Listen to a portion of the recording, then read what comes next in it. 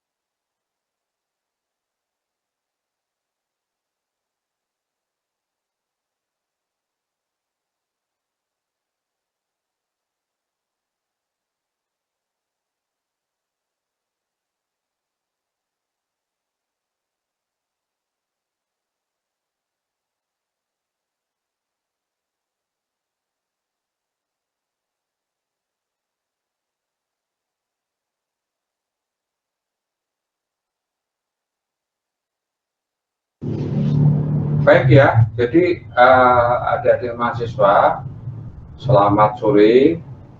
Kita awali dengan ucapan Assalamualaikum warahmatullahi wabarakatuh. Om Swastiastu, Namo Buddhaya, salam kebajikan, dan salam sejahtera untuk kita bersama. Ya, jadi tadi saya sudah sampaikan sama Adi selaku apa namanya, selaku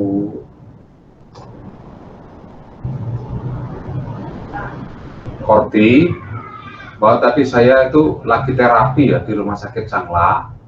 Terus habis itu karena banyak diambil darahnya, pusing, tertidur saya gitu. Ini baru sempat jam 4. Nah, artinya tidak akan tunda lagi ya, supaya nanti saya kena beban ya. Jadi supaya nanti materi saya tuntas, sehingga nanti kalian dari sisi apa namanya materinya tercover semua. Ini Mbak ya, jendela ini Mbak, sini Mbak. Sampingnya. Oh ini. Nah, ini ya. Ya. Saya coba buka materinya ya. Ini Mbak. Ya. Enggak share Pak. Sudah kelihatan? Halo? Pak, bukan Mbak, tambah Mbak. Halo? Oh, bukan. Sudah kelihatan. Dia Mbak Fatin bikin itu. Yang di press kemarin itu lah kayak. Kan saya ngajak bukan yang ini. Yang banyak tuh. Iya, yang banyak. Bentar, kita ganti materi ya. Oh, yang kemarin. Yang ini. Ya.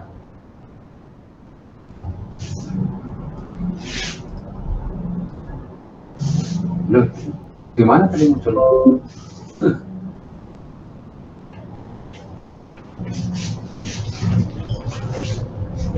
Ini kelas 9B.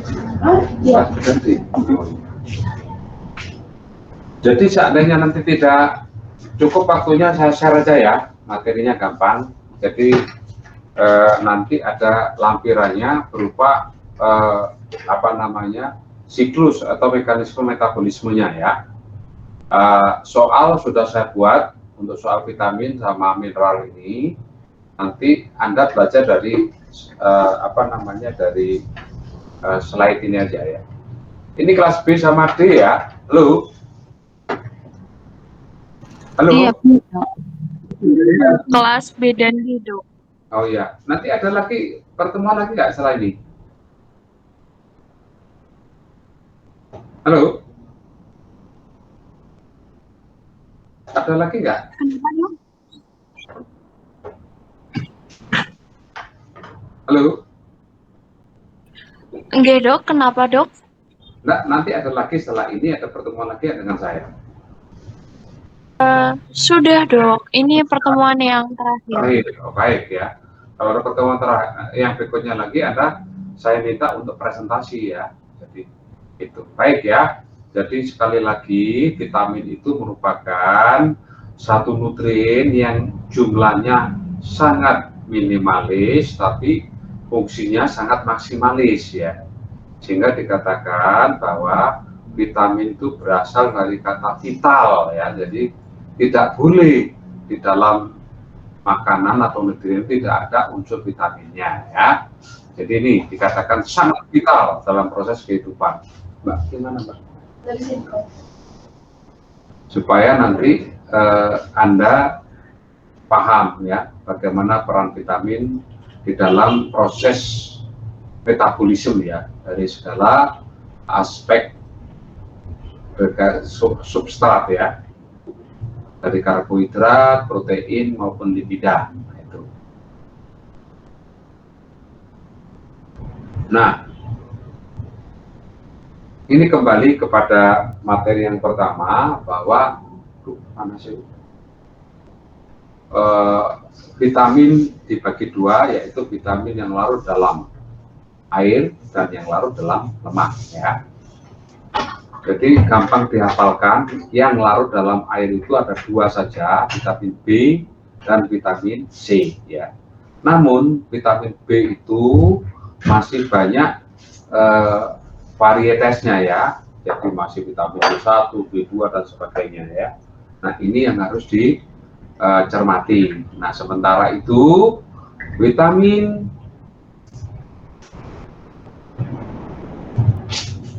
di dalam metabolisme itu adalah sangat berpengaruh pada proses pencernaannya, kemudian absorpsinya, transportasi, penyimpanan dan ekskresinya.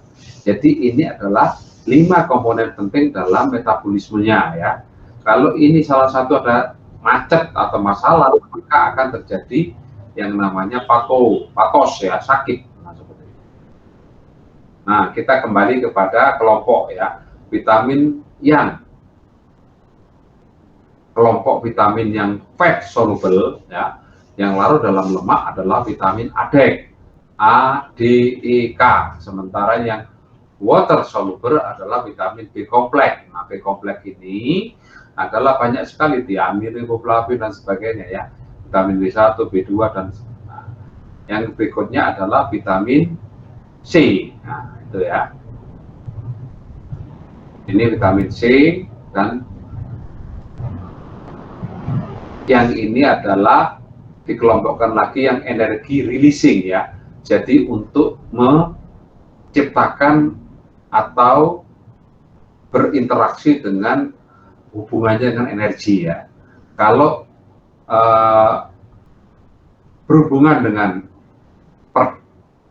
urusan dengan darah yaitu folik acid, yaitu B9 sama B12 ya. Nah, secara yang water soluble tadi, ekskresinya adalah melalui ginjal, berfungsi sebagai koenzim dan berfungsi dalam metabolisme energi ya. Contohnya di sini vitamin C, tiamin dan bla bla bla, dia rentan atau tidak tahan terhadap panas dan suasana basah ya. Jadi kalian sudah kalau data seperti ini, next kalau Anda di resto pesen makanan yang jeruk panas itu jadi mubazir ya kandungan vitamin C-nya karena rusak ya, termasuk tiamin dan riboflavin nggak boleh panas-panas ya, jadi pada suhu yang hangat-hangat aja itu ya. Terus ini sifatnya senyawa hidrofilik ya, hidrofilik itu senang sama air ya, sehingga untuk di dalam proses ekskresinya gampang ya. Jadi kalau kalian merasa minum banyak vitamin C yang lebih, tidak ada masalah, diekskresikan ya. Ini aman gitu loh ya. Nah, sementara yang larut dalam lemak itu tidak dalam keadaan aman, jadi bahaya kalau mereka terjadi suatu penumpukan dan bla bla bla akan menyebabkan sakit ya. Jadi hati-hati dengan konsumsi nutrien yang basisnya vitamin yang larut dalam lemak, ADEK ya. Jadi harus sesuai dengan dosis, jangan sampai nanti berlebihan, kekurangan juga sakit, kelebihan juga sakit. Kalau yang vitamin larut dalam air ini, kalau kelebihan tidak masalah ya. Lebih baik kelebihan daripada kekurangan.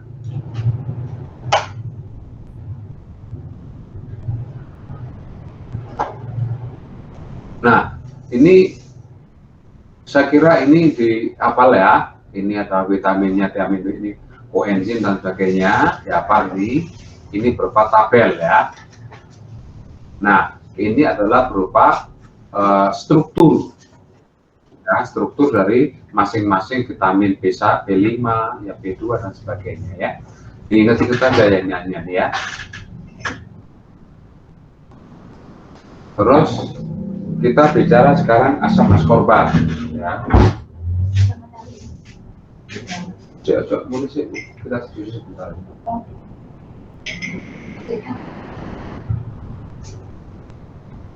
Ini apa? Asam askorbat merupakan asam yang vitamin yang larut dalam air. Tadi dikatakan hidrofilik ya. Hidrofilik itu suka air. Ya. Turunan heksosa dan juga sangat mirip dengan monosakarida ya. Jadi memang vitamin C ini bisa dibentuk dari salah satu monosakarida karena memang mirip sekali dengan vitamin C ya. Itu yang harus diingat ya. Dia bisa dihasilkan dari glukosa. Nah, ini adalah vitamin C askorbat biosintesa dan metabolismenya ya. Banyak hewan dapat mensintesa asam askorbat dan glukosa ya. Jadi sintesa asam askorbat itu didapatkan dari bahan bakunya dari glukosa ya. Karena sekali lagi secara struktur dia hampir mirip ya. Sedangkan pada manusia primata lainnya, marmut, kelelawar dapat mensintesa asam karena kekurangan enzim. Tinggal di mana ada glubulonolakton oksidase. Aktivitas daripada vitamin C atau asam askorbat ini adalah asam karena adanya asam dihidroksi askorbat ya. Ini kan kalian lihat ini anunya ya, strukturnya. Nah, saya kira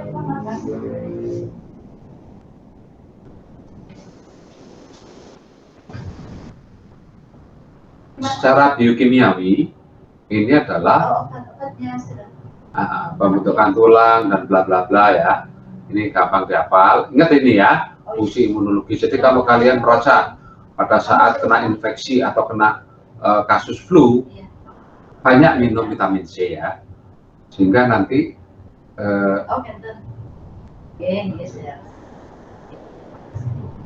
sehingga untuk meningkatkan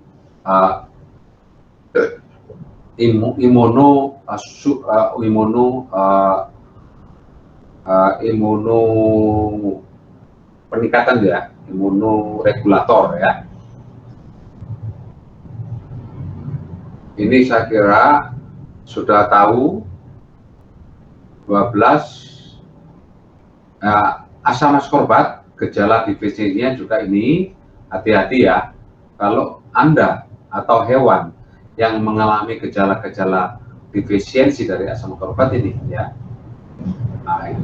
penurunan imunokompetensi, jadi daya kekebalan tubuh Anda akan turun ya. Nah, sekarang masuk ke vitamin B1 ya. Jadi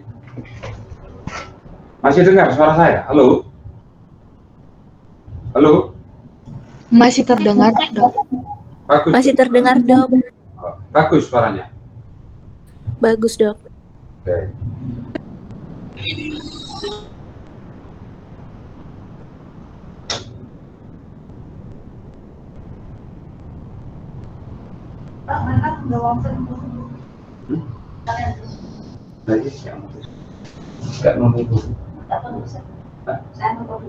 Iya. Tinggal ya? Iya.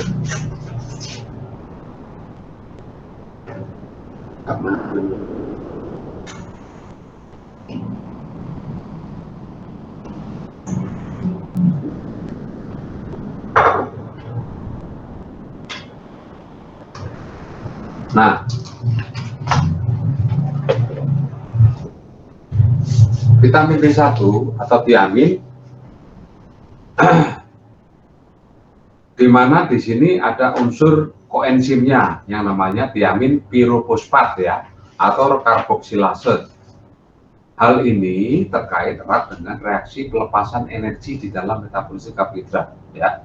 Jadi tiamin ini merupakan erat kaitannya dengan metabolisme karbohidrat. Jadi kalau kita bicara dengan metabolisme karbohidrat, tidak lepas dari vitamin B1 ya. Nah, ini masuk dalam siklus Krebs ya, di mana rantai cabang alfa ketoasidnya atau dekarboksilasinya mengadakan dikarboksilasi oksidatif ya. Yang di sini membutuhkan TPP ya. Nah, TPP tadi sudah saya katakan tiamin birofosfat ya. Nah, ini adalah kebutuhan tentang tiamin. Saya kira ini bisa dihafal ya. Nah, sekarang jika terjadi defisiensi apa ya? Ini anunya ya, gejala klinisnya seperti ini ya. Sedangkan pada defisiensi tiamin ada nilopan perifer, mudah capek dan sebagainya. Jadi kalau kalian atau hewan kelihatannya lemes, disuntik dengan tiamin ini ya, karena dia sebagai punya peran melekat kepada metabolisme karbohidrat ya.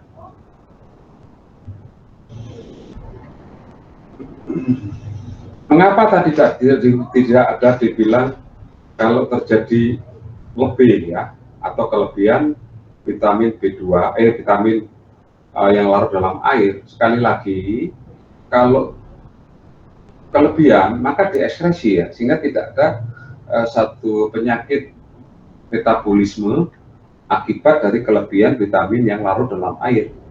Itu yang tadi defisiensi ya, jadi yang kurang ya. Sehingga vitamin B ini kalau lebih ya sudah dibuang ya melalui ginjal, di urin itu loh. Kalau kalian merasa pada saat buang urin warnanya kekuningan, itu karena memang unsur asam karbotnya, asam askorbat ya, vitamin C-nya yang memberikan bentuk atau memberikan warna kuning itu. Ya. Nah, riboflavin melalui komponen koenzimnya terproduksi sebagai berbagai reaksi oksidasi reduksi sel ya. Ini banyak berperan dalam reaksi redoks riboflavin ya.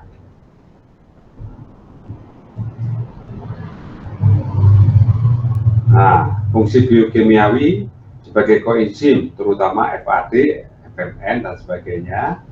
Dan FMN, FAD akan menerima atom hidrogen lalu membentuk FMNH2 dan FAD2 ya. Enzim yang menggunakan flavin FMN ini disebut dengan flavoprotein. Ini struktur dari vitamin B2 atau riboflavin ya.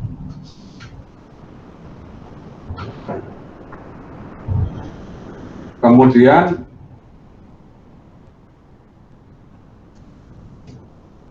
recommended dietary ya, law yang diperbolehkan untuk direkomendasikan adalah itu di kebutuhan dari vitamin B2 itu antara 1,2 sampai 1,7 mg per hari ya. Sumbernya apa saja di sini? Nah, ini Anda hafalkan nanti ya.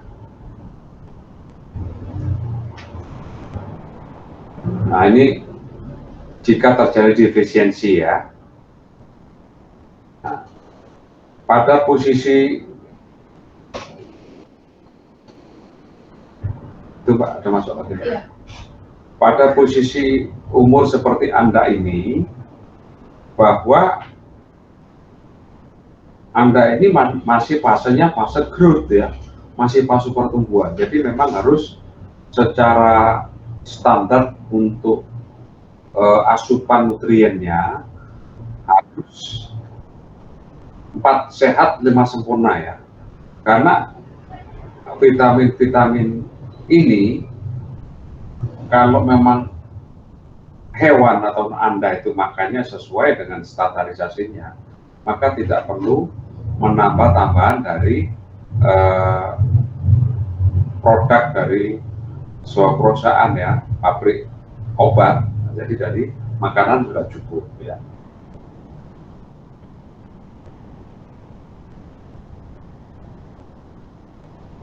B3 sekarang dikatakan niacin ya. Nanti kalau Anda lihat di brosur atau leaflet di dalam obat, kadang-kadang nggak disebut vitamin B3. Niacin itu sebenarnya B3 nanti ya. Kalau lihat di leaflet ada ini satu, ini dua, ini, itu adalah biasanya tidak disebutkan nama vitaminnya dari sisi, jadi nama kimiawinya ya. Nah itu niacin ya. Saya kira itu niacin artinya merupakan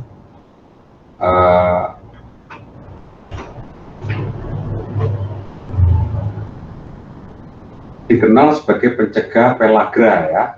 Jadi pencegah pellagra PP sebagai faktor Goldberg koenzim niacinnya adalah NAD ya.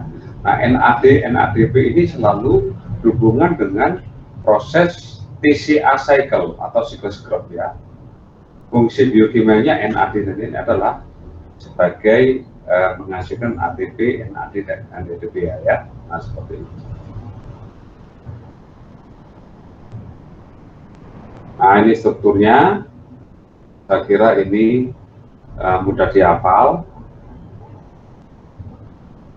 Nah, recommended-nya berapa yang akan direkomendasikan untuk kebutuhan orang dewasa, anak-anak ya. Jadi tolong nanti kalian hafalkan betul ini ya, karena kalian nanti jadi dokter hewan.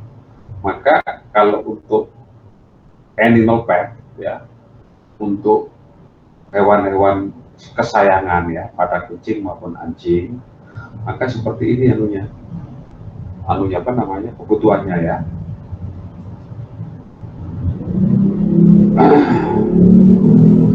Nah, jika terjadi defisiensi Pak, itu berpengaruh pada kulit, saluran gastrointestinal ya, di saluran pencernaan SSB, susunan secara pusat ya, ini akan mengalami gangguan.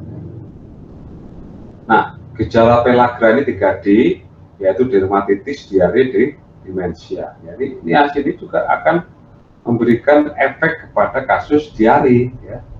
Jadi jangan, diare itu multi complicated faktor ya. Nah, seperti ini.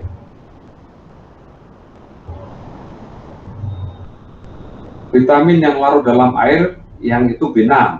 Jadi kalau nanti disebutkan pyridoxine, itu adalah vitamin B6 ya. Walaupun tidak ada kata-kata vitaminnya, berarti adalah vitamin B6 ya. Secara kolektif bahwa pyridoxine ini merupakan senyawa dari pyridoxine adalah ada pyridoxal dan pyridoxamin ya.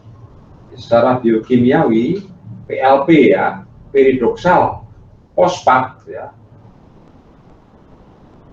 yang disebut dengan PLP merupakan ditemukan dalam kelompok lisin amino. Dalam enzim PLP berhubungan dengan metabolisme asam amino. Jadi sekali lagi di pyridoxine ini konsentrasinya dia akan melekat pada metabolisme asam amino ya, yaitu pada proses transaminase, dekarboksilasi, diaminasi, dan transulfurasi ya, kondensasi. Mungkin kalian kemarin sudah mendapatkan metabolisme protein ini ya. Apa yang berperan di dalam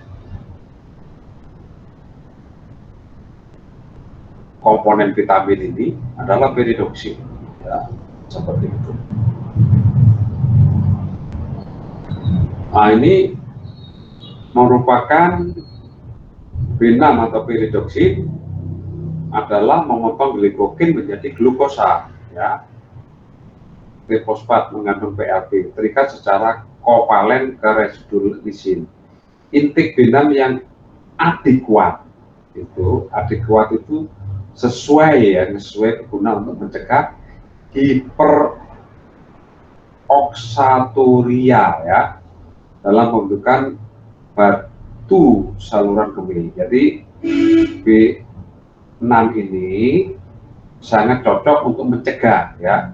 Jadi kalau kalian mengantisipasi adanya batu pada ginjal, lebih banyak konsumsi daripada vitamin B6 atau B-reduksi. Nah, itu dikatakan hiperoksaturia ya. Jadi terjadi kelebihan bahan baku di dalam pembentukan batu di dalam saluran kencingnya ya. Nah, ini gejala divisinya adalah kejang konvulsif, anemia mikrositik, dan terjadi abnormal EEG ya. Jadi elektrokardiografi EEG itu adalah pada proses di jantung ya.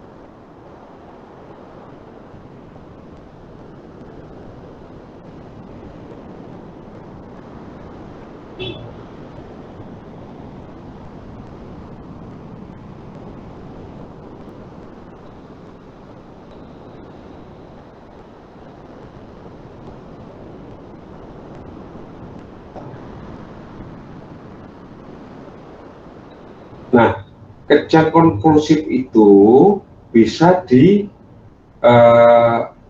dengan pemeriksaan EEG ya, elektroensefalografi. Jadi melihat dari gambaran elektro di dalam otak ya.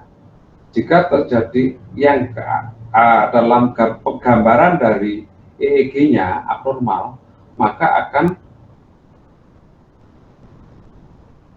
implementasinya, wujudnya itu dalam bentuk kejang konvulsif ya. Itu merupakan salah satu gejala defisiensi daripada vitamin B6. Nah itu kira-kira ya. Jadi sekali lagi tadi saya katakan bahwa vitamin itu adalah vital. Jangan sampai di antara kita maupun hewan nanti Anda lupa ya bahwa ada satu nutrien yang memang sangat vital, jumlahnya sedikit tapi efeknya itu besar. Nah seperti itu ya. Sekarang vitamin B7 ya, atau vitamin atau biotin ya. Nah ini lagi vitamin B7 itu dikatakan vitamin H ya. Jadi nanti kalau ada sebutan orang mengatakan ada vitamin H, jangan kaget ya, memang ini sebuah istilah ya. Nah ini versi versi ilmuwan yang mana kita belum tahu ya. Mengandung vitamin B kompleks, biotin secara langsung ikut serta dalam koenzim dalam reaksi karboksilase ya. Jadi nanti saya kirim semua processing itu dalam flowchart yang kaitannya dengan yang melibatkan enzim ya. Jadi sebentar saya kirim.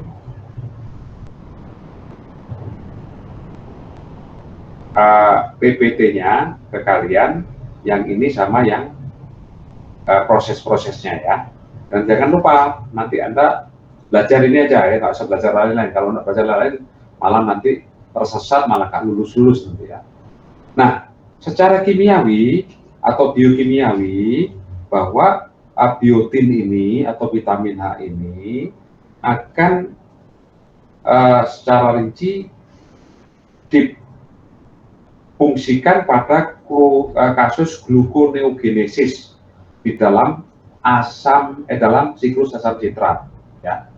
Gluconeogenesis itu adalah peristiwa processing dari glukose yang baru ya, yang diambil dari substrat yang lain ya. Yang kedua, berperan pada peristiwa atau kasus metabolisme sintesis asam lemak ya. Itu adalah biotin. Jadi semua masing-masing vitamin ini mempunyai spesifikasi dalam kontribusinya di dalam metabolisme pada integrasi metabolisme ya, baik pada lipid, karbohidrat, dan protein. Itu strukturnya kayak begitu. Nah, kemudian rekomendasinya, kebutuhannya itu 100 sampai 300 mg per hari ya. Nah, ini tentunya akan lebih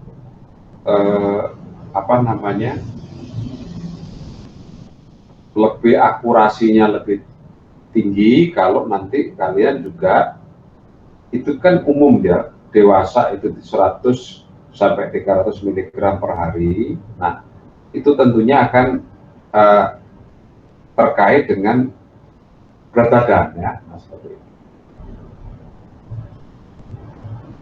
Nih, jika terjadi kekurangan biotin ya, anemia, kehilangan nafsu makan, glukos.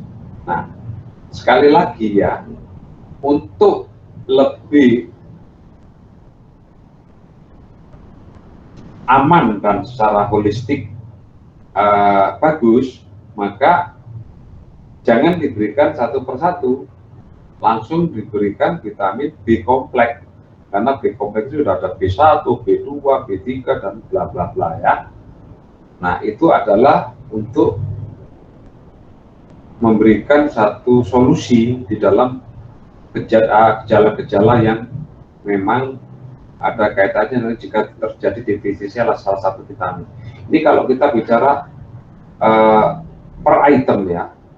Nah, ini sesungguhnya bisa dijawab dengan proses itu gitu loh ya. Nah, sekarang ada lagi ini asam pantotenat ya. Ini di nama vitaminnya tidak disebutkan vitamin berapa, tapi ini kelompok daripada kelompok dari vitamin B ya, yang mana yang larut dalam air ya. Asam pantotenat banyak terdapat dalam alam. Peran metabolisnya sebagai koenzim A juga tersebar luas ya, di mana secara biokimiawi berfungsi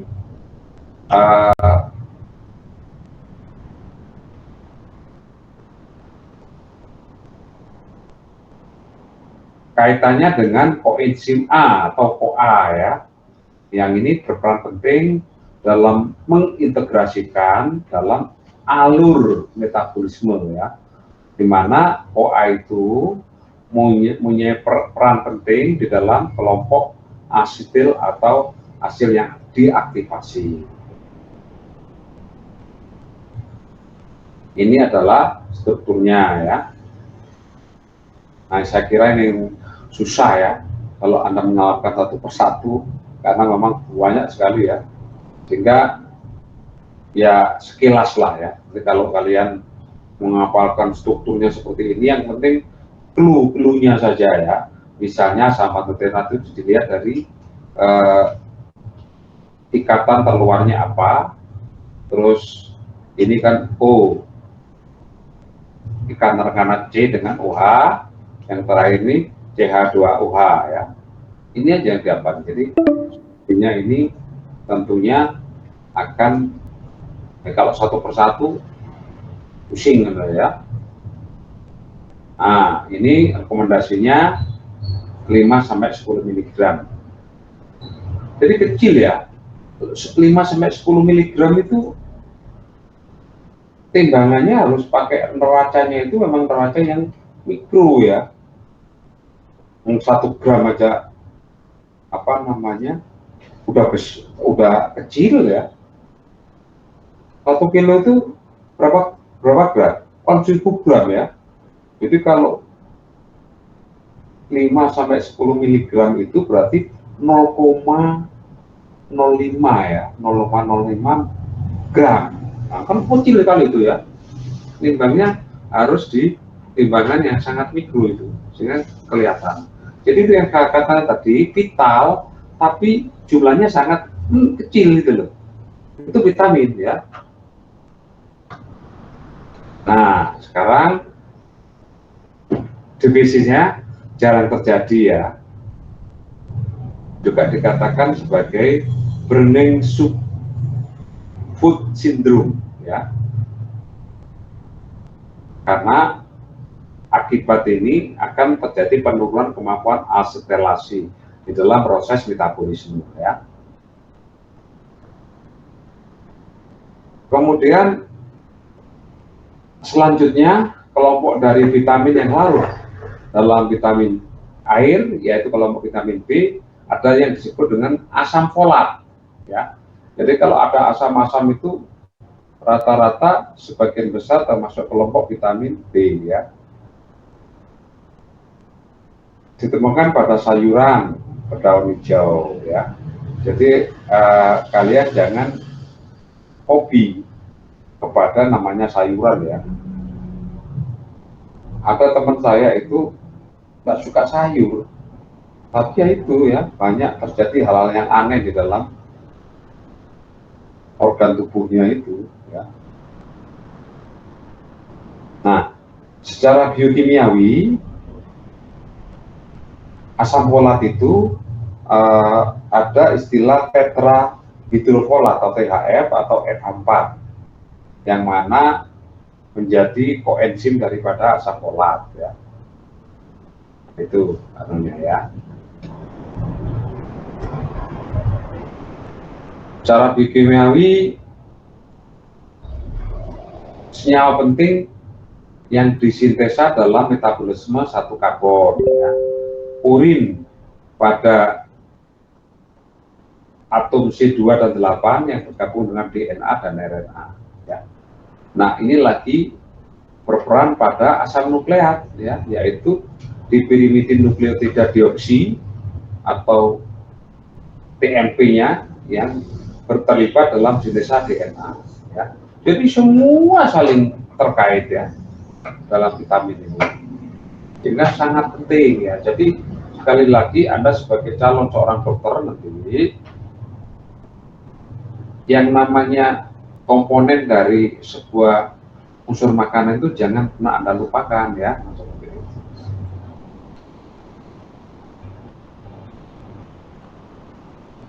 Sekarang asam folat itu kebutuhannya adalah 200 mikro ya, lebih kecil lagi nih ya.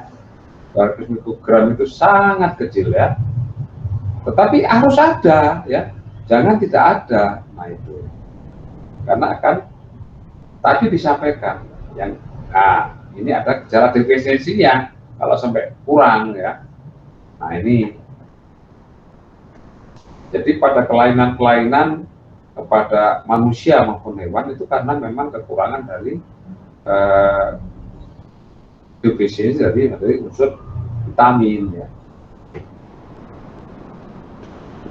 Selanjutnya adalah vitamin B12.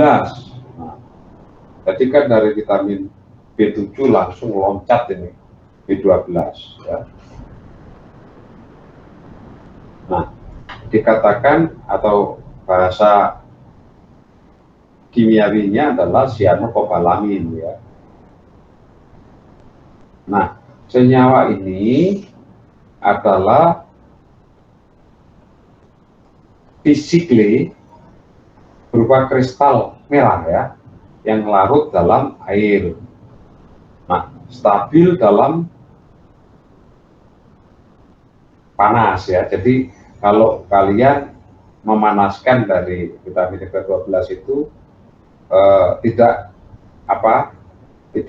akan mengurangi zat aktifnya ya, tidak rusak ya.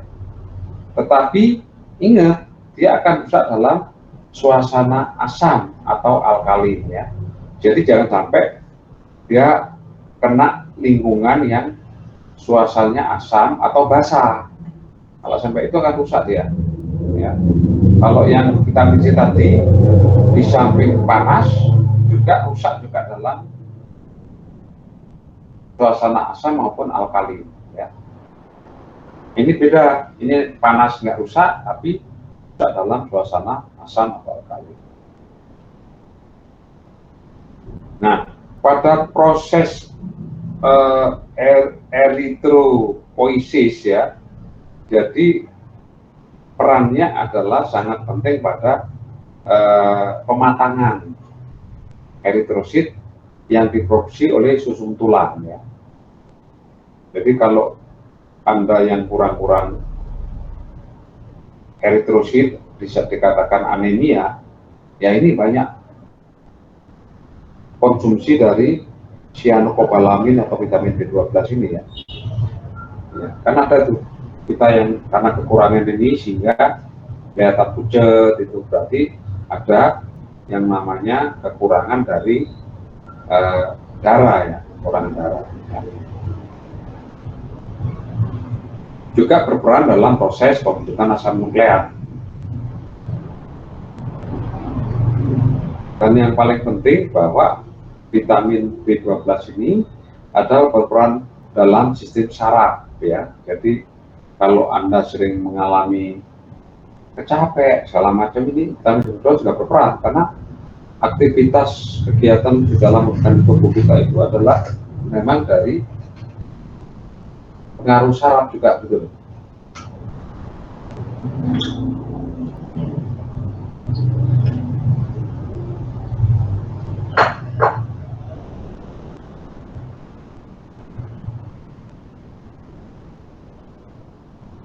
Nah, ini bagaimana absorpsinya, penyerapan dari B12 itu? Ya, di dalam makanan terkait dengan protein ya. Lambung protein terlepas diikat oleh kobalofilin ya. Itu di dalam lambung. Sementara di dalam usus halus ya, ada protease pankreas yang dihasilkan oleh pankreas, ada protease yang dengan hidrolisis kobalofilin ya, diikat oleh faktor intrinsik dari lambung, kemudian diserap ya. Dan hal ini dibawa oleh transportnya transkobalamin. Ini struktur senyawanya ya, sangat kompleks ini ya, banyak sekali nih ininya.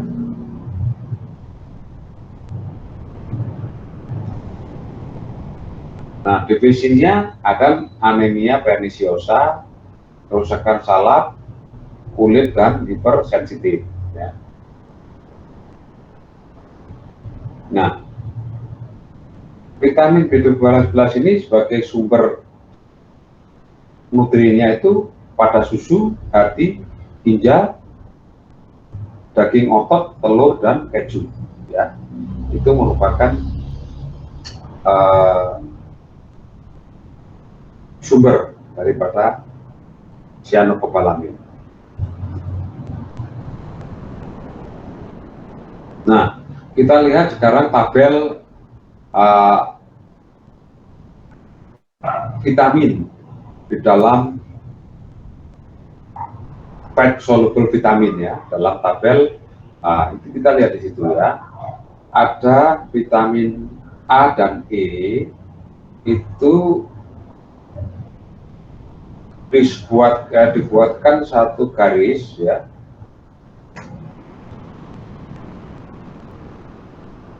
Yang A dihubungkan